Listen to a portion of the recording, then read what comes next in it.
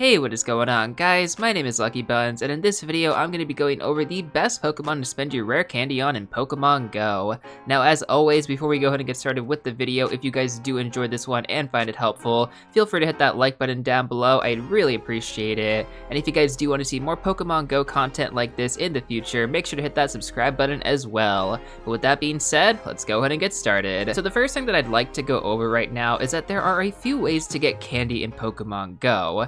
The first way is to actually trade Pokemon. You can actually get between 1 and 3 candy per Pokemon that you actually trade depending on the distance. The next way to get candy is to transfer a Pokemon. You get 1 candy for transferring every single Pokemon.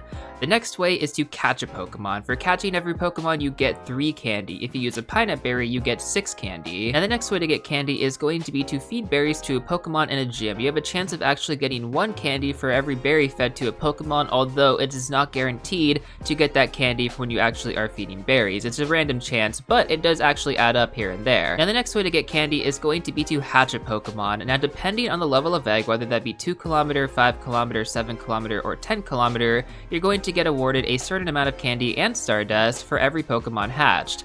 Now usually 10 kilometer eggs do yield the most amount of candy just because of the walking distance required, and so generally if you do want to get a lot more candy on Pokemon, 10 kilometers are going to be the way to go. But again, you can only get certain Pokemon from certain egg pools, so you do have to factor that in as well. And then finally, the last one on our list is going to be walking a Pokemon. Now depending on the distance you walk a Pokemon, you're going to be awarded 1 candy.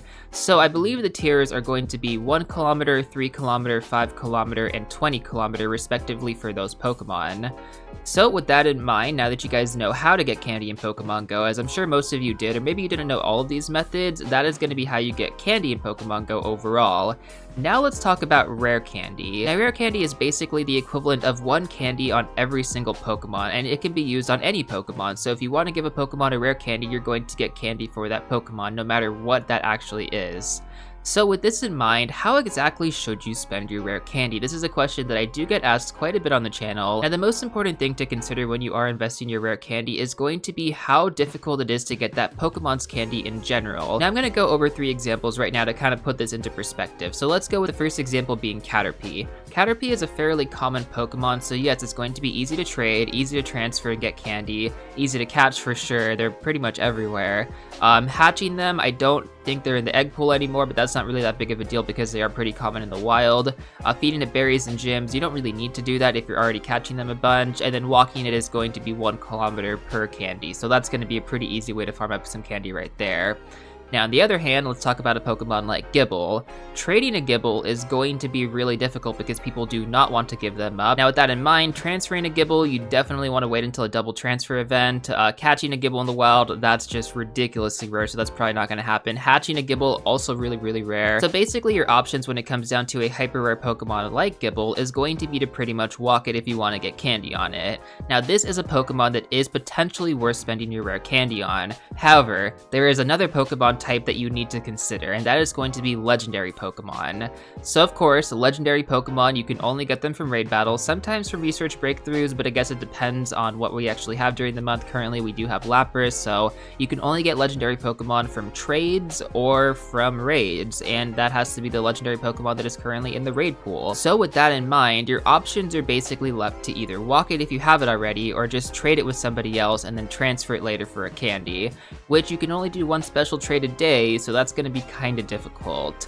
Therefore, this is actually the Pokemon that you should be spending your rare candy on every single time, guys. And so you basically want to invest all of your rare candy into these legendary Pokemon, especially the meta-relevant ones. If you guys are curious what you should actually be investing into as far as the meta-relevant legendary Pokemon, I actually just made a top 30 best Pokemon to power up video, which I'll link in the top right corner right now. You guys can check out. That video should definitely give you guys a clearer idea on what you should be focusing on. That way, if in case you have like a Moltres, for example, but it doesn't have the best IVs, you can start putting some rare candy, getting some candy on that Moltres until you do get a good IV Moltres, and then you'll basically be ready to go. Now this works incredibly well for free-to-play players because we're not going to get that much rare candy on a regular basis anyways, so honestly investing them into legendary Pokemon is going to take a decent amount of time before we're actually satisfied with what we have.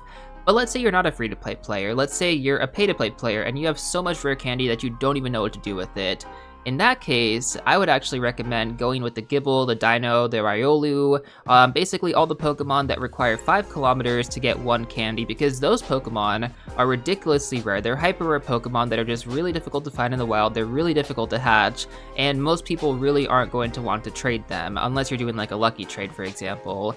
So with that in mind, I would say if you've already invested all of your rare candy into these meta-relevant legendary Pokemon, your next best option is going to be hyper rare Pokemon like Gibble, Dino, and Riolu. Now with that being said, let's go ahead and go back to the free-to-play perspective here. So for free-to-play players, whether or not you're starting this year or you started last year, you're probably going to have a lot of legendary Pokemon that you're going to need to invest candy into.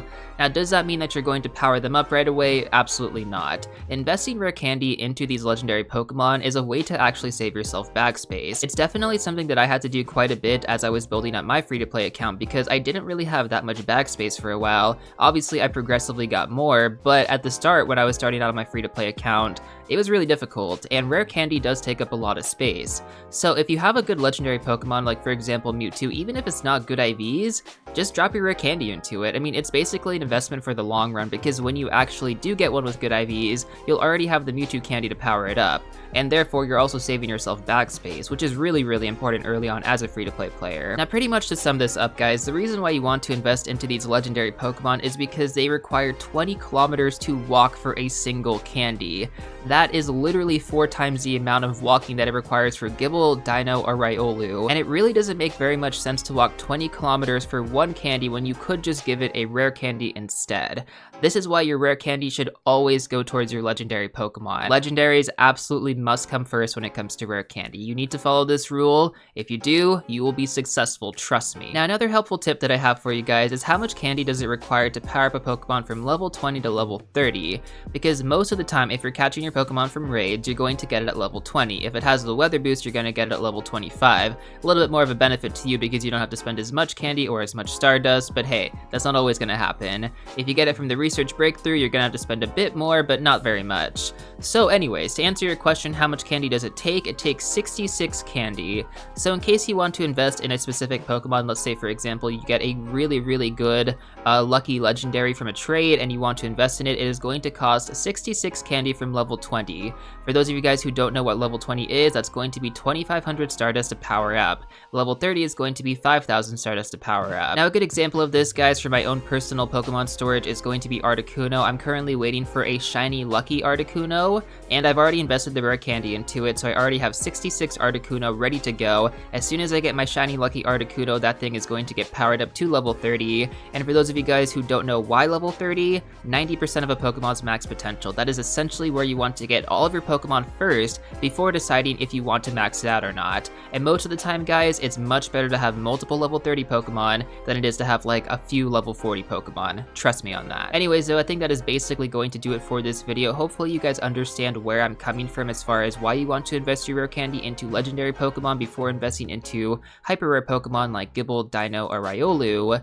And yeah, if you have any other questions, let me know in the comment section down below. I will do my best to answer them as soon as possible. Or if you guys have any suggestions on what you would think would be a good investment of your rare candy, let me know in the comment section down below as well. I'm really curious to hear what you guys have to say. Anyways, though, that's pretty much gonna do it for this one. If you guys have not done so already, please make sure to hit that like button down below. I'd really appreciate it. And if you guys do want to see more Pokemon Go videos like this in the future, make sure to hit that subscribe button as well. And I will see you all real soon in the next one.